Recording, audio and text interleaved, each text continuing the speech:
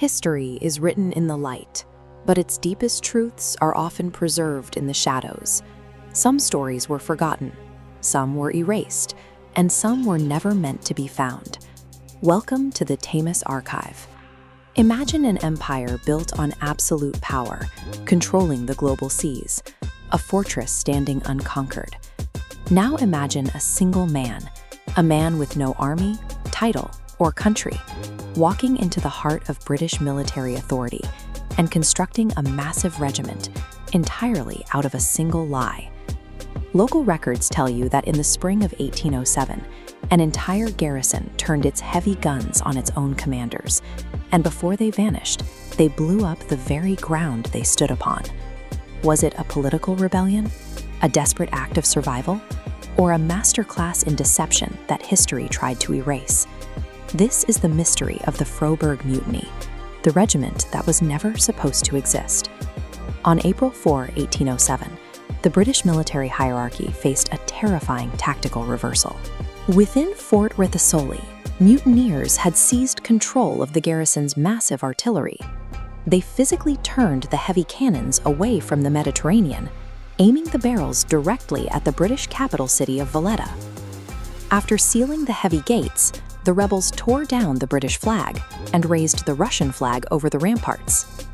The reasons for this specific symbolic shift remain one of the mutiny's most enduring mysteries. This event marked the violent culmination of a recruitment scheme that had successfully bypassed every layer of imperial oversight. During the Napoleonic Wars, the British Empire suffered from a chronic shortage of frontline soldiers. The global scale of the conflict forced the military to look beyond its own borders for the manpower needed to hold its territories.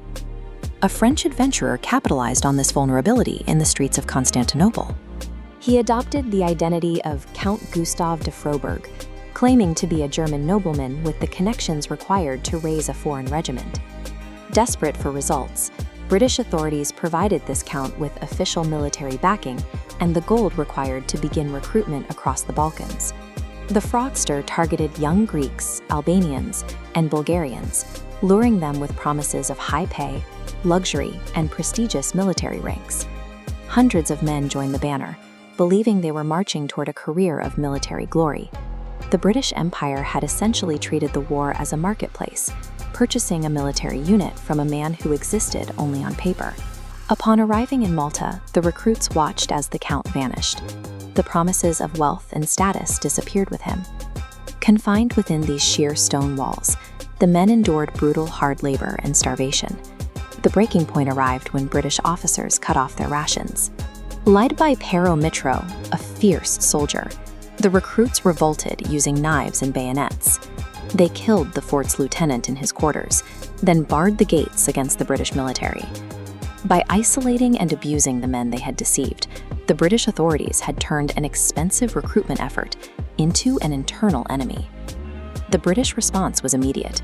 They surrounded the fortress and cut off the water supply, using thirst to sap the rebellion's strength. Inside, the mutiny fractured.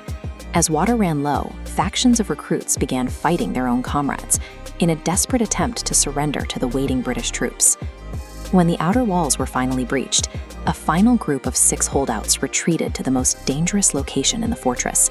They barricaded themselves inside the gunpowder magazine, which housed 600 barrels of explosives.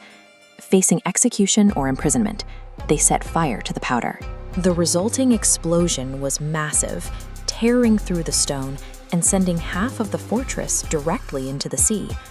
The blast signaled the absolute end of the rebellion, leaving the garrison in ruins and the regiment destroyed by its own hands. The British military systematically hunted down the survivors of the blast. Cairo Mitro and his surviving officers were captured and executed for their roles in the uprising. The fake Count Froberg fled to the Ottoman territories, but his deception eventually caught up with him. He was discovered and killed by vengeful soldiers.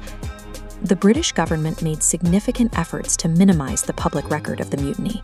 It remained a deep embarrassment, a moment where imperial authority was subverted by a single adventurer's lie. Today, the ruins of Fort Ricasoli stand as evidence of how quickly a fortress can fall when its very foundation is built on a fraud. the greatest secrets of history are not always hidden beneath the earth. Sometimes they survive inside forgotten places, forgotten people, and forgotten ideas.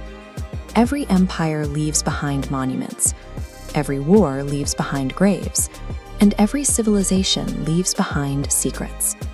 Until the next forgotten mystery, the Tamas Archive, uncovering the unmanifested past, hidden histories, forgotten truths.